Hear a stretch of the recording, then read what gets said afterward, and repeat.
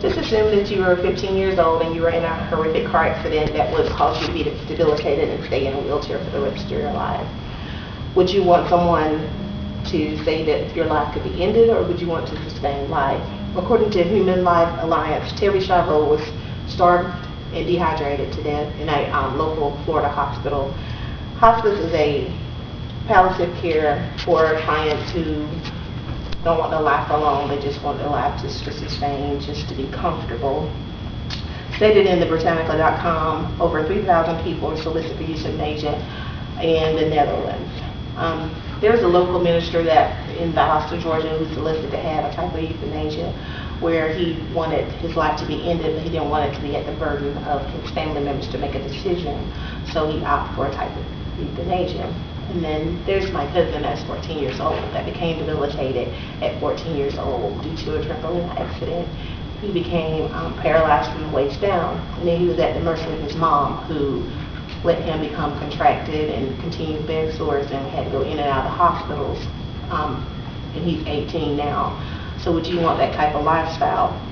I personally believe in euthanasia because life without quality is no sense of living to me. I would like for all of us in the community to band together, to die with dignity and not to suffer.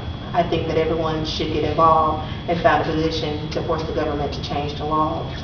According to Omar Hassan, euthanasia is a Greek term such as good health or mercy killing. According to Answer.com, they say it's the active practice of living of an individual suffering a terminal illness through or incurable disease, and you die by lethal injection or stopping the treatment. There are two types of mercy killing, which is active and passive. Active mercy killing is one of the doctors, Dr. Kevorkian. He was a local physician in Michigan that one of his patients came to him and solicited his help because he was in a lot of pain and he didn't want to live like that anymore. So he asked the doctor to help him in his life, and Dr. Kevorkian did, and he served several years in prison due to this.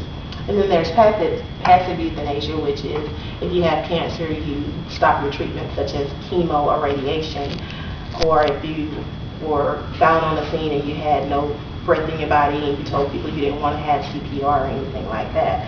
That is a passive type of euthanasia.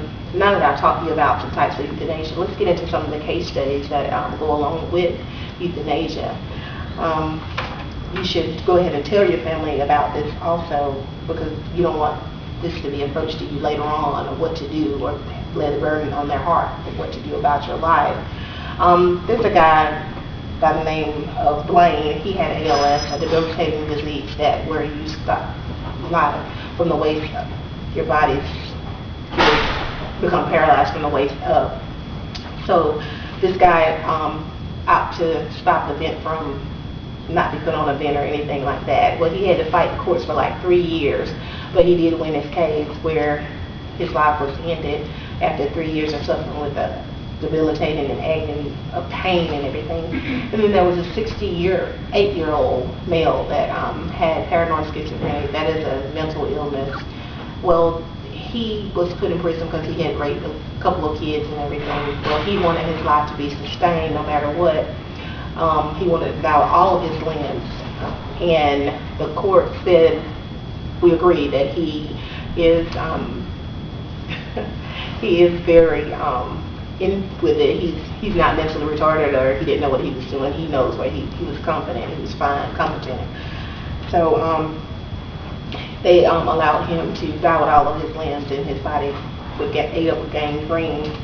I just wanted to inform you of some of the cases, and that let's just die with dignity and respect, you know, with whatever quality of life that you would like. So I think we should just be proactive, get your family involved, and let them know, sign a living will, and band together and let them know what decision you made for yourself and what you wanted to do for your life. In order to make a change, it begins with you. I sure think that if you were ever in this position, that you would want someone to be forceful in your care and let them know that you don't want to be put on any kind of vent to sustain your life or anything like that. So I'm going to solicit everyone to just get educated and educate everyone. And they're going to say that it costs more to keep a person alive than it does to give them lethal injection, but how are you going to pay for this? So I'm asking that each and every one of you just, you know, we can sell these wristbands, you know, about euthanasia, so we can have money in case you wanted to have this done. We all just need to take place in a human race to reinvent and make the change. Education makes us stronger in a passionate society, so I'm just encouraging everyone to just, you know, have an ethical decision to vote for euthanasia and get the federal law signed and changed. No one should be forced into life or have any undue distress or fear of the unknown, so I'm asking all of us to just take part in practicing on euthanasia. Are there any questions or anything at this point? Okay, you did a good job. Thank you.